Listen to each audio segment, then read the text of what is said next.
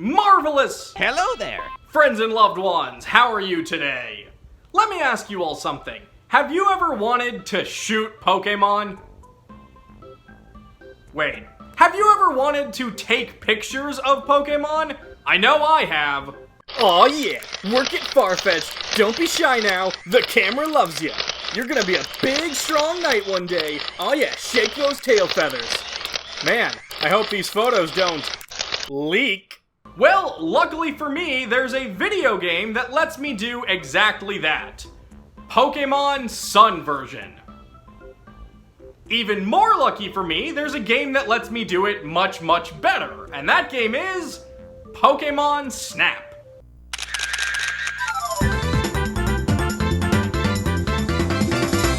For the 6 of you that might not know about this game, Pokémon Snap was a spin-off game that came out in 1999 for the Nintendo 64.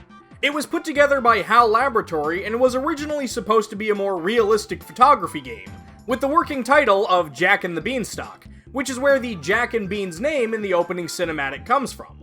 It's also been re-released on Virtual Console for the Wii and Wii U, but my first memories of ever playing this game was at one of those Blockbuster kiosks that existed around the time. Good times. The plot of this game is as simple as you can get. There's an island full of wild Pokemon, and Professor Oak wants to put together a report of all the different species that inhabit the island. So rather than calling in a trainer who might be tempted to catch the Pokemon, he invites you, a photographer, to take pictures of them.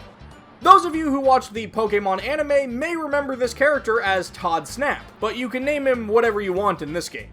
And that's basically it. You've got a little car called the 01, and it drives automatically from point A to point B, allowing you to focus on taking pictures of any and all Pokemon you happen to come across. It's sort of like a rail shooter, except you've got a camera instead of a gun. There are only 6 normal stages in Pokémon Snap, but as you unlock new abilities, you'll find yourself coming back to most of them more than once. Like, sure, this photograph of Kangaskhan on the beach isn't very good, but later I'll unlock Pokémon food and I can do this. Oh yeah, that's right, pay attention to me. Show me angry. You can use food to lure certain Pokemon into certain spots, and this is incredibly useful for getting better photographs of them. You can lure Slowpoke over to this fishing spot, or get Bulbasaur to come out of his hidey hole, or whack this Charmeleon into a pit of lava. Later in the game, you'll also unlock Pester Balls, which are like Pokeballs, but instead of capturing Pokemon, you just hurt them, and cause toxic smoke to blow up in their face. Say cheese, Doduo! The last 2 items you'll earn late, and I mean late into the game, are the Poke Flute, which you can play to make certain Pokemon dance a merry jig, as well as wake up any Pokemon that might be sleeping, and the Dash Engine, which will let you get through stages even faster. I think my only real complaint with this game is just how late into it you get the Dash Engine. None of the stages in Pokemon Snap are particularly long or anything, but sometimes you replay a level just to do 1 or 2 things, and having this item earlier would have been a big help. But that's basically it. A camera, a couple apples, a biochemical weapon, and the Ocarina of Time are all you've got to explore this island with. And I think that's what I absolutely love about this game. Pokemon Snap is able to do so much in its world utilizing only this small handful of items. There's a sort of puzzle mechanic to trying to get the best photograph you can of each Pokemon. And it's just fun to see which Pokemon react to what items. Every level has at least one body of water that you can throw food into to make Magikarp jump up, but it's only in the Valley stage that you can hit Magikarp out of the water and watch Mankey punch it into the sky. Then later in the level, you'll see it flopping around on the ground, and if you hit it with something, it'll jump into the waterfall and evolve into Gyarados. And if you want the best picture of Gyarados, throw stuff at it. What harm could a Gyarados possibly do? I know I'm also focusing on the beach level a lot, but like at the start of the level, off in the ocean, you can see Lapras. Okay, but that's not a very good photograph. But what if every time I pass by the ocean, I get a picture of Lapras until... Hi there! So, I've talked about getting good pictures, but what does that actually mean? Well, at the end of each course, you can choose one photograph of each different Pokemon you managed to get a picture of, and show it to Professor Oak, who will grade it for you. He grades on 3 different criteria. the size of the Pokemon, what pose the Pokemon is in, and if it's actually in the center of the photograph or not. There are a few other ways to get some extra points, like if more than one of the same Pokemon can be seen in the photograph. Or each stage has a couple of special Pokemon that will get points just for being. Stuff like fighting Magmar, or dancing Graveler. But really, most of these will be Pikachu related in some way. Wow! Pikachu on a ball? Pikachu on a surfboard? Pikachu running really fast? Pikachu on a stump? What's this? You managed to capture a photograph of a Pikachu riding on the back of the legendary bird Pokemon, Articuno?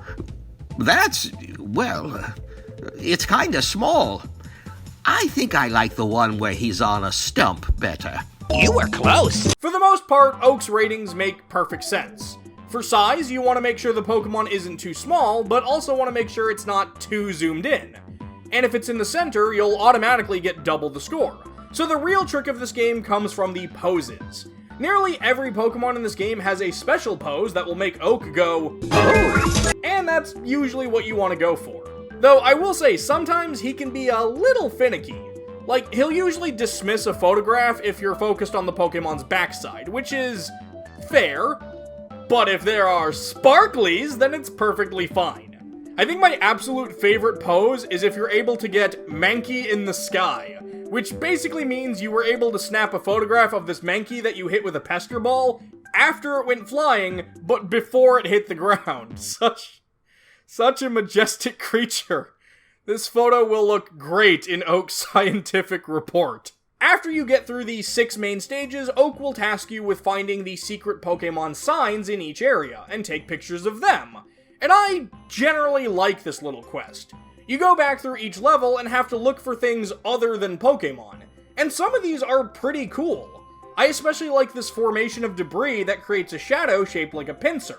But others aren't as creative, like this obviously man-made Dugtrio mountain, this tree that sort of looks like a Cubone, and there's even this glowing crystal off in the distance of the cave that resembles a Mewtwo, and I have to ask, what is this? How is this here? I thought the whole point of Mewtwo was that he was a sin against nature, an affront to Arceus, so what is this thing and why is it floating in this random cave? The final 7th stage, the Rainbow Cloud, only has one Pokemon in it, and that Pokemon is Mew, whom we saw in the opening cutscene. In order to get a picture of Mew, you're gonna have to chuck Pester Balls at it until you can get a good shot.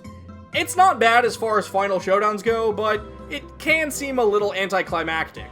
There really is nothing to this stage except for Mew. And that's basically it for Pokemon Snap.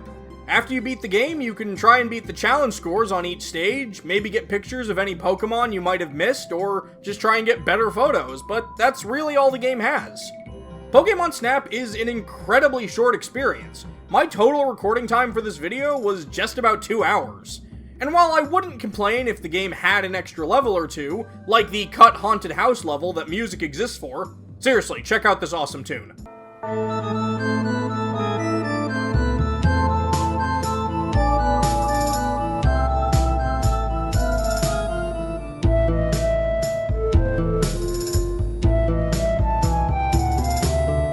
I think it has what it needs.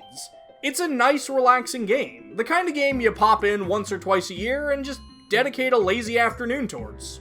This year, Pokemon Snap turned 20 years old. And in that time frame, we have gone from the first generation of Pokemon all the way to the 8th. And so I think we need to ask that all-important question. Where's the sequel? For 20 years now, Pokemon Snap 2 has been one of the most highly requested games for Nintendo to make. It regularly ranks near the top in surveys for official polls from Nintendo for what game people would most like to see. The 3DS, and especially the Wii U, would have been perfect for this type of game, so maybe the Switch? It certainly has been the console to make a lot of other seemingly impossible dreams come true. Pokemon lead producer Junichi Masuda was even asked about a possible Pokemon Snap 2 earlier this year, where he said, All I can say is that I don't think we can just make the same thing again. So we'd have to come up with a very unique twist on this if we do make another one.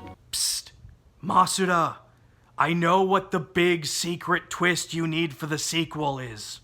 2 words, bigger and more. The original game only had 63 of the 151 Gen 1 Pokémon in it, and considering now with Gen 8, over 800 Pokémon have been invented since then, the numbers kinda speak for themselves. More levels, more Pokémon, maybe even travel to multiple regions so we can see the regional variants as well. And hey, I'm not a game designer or anything, but here are a few free mechanical ideas. How about a day and night system, where the Pokémon you see or what they're doing actually changes depending on the time of day? How about different camera lenses? Maybe have one that gets better focus on things that are far away. Or heck, we're living in the age of social media. How about just letting us slap some Snapchat filters on things and share them on Twitter? Give Snorlax a flower crown and let it feel sexy. I like 'em big. I like 'em chunky. I'm not sure who we need to contact to make Pokemon Snap 2 happen, but after 20 years, it really needs to happen. But until that day, we'll always have the first game, and it'll always remain this nice little gem of the series.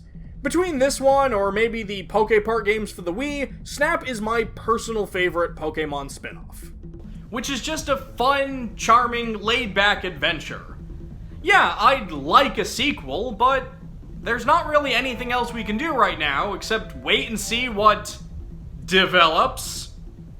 You were close. Hey everybody, thanks for watching my video, and an extra special thanks to Stuart Zagnit for being a part of it. If you liked this video, give it a like, and if you really liked it, be sure to subscribe so you don't miss out on any future videos. You can also check out my Patreon if you want to do more to support the channel. Thanks again for watching, and I'll see you next time.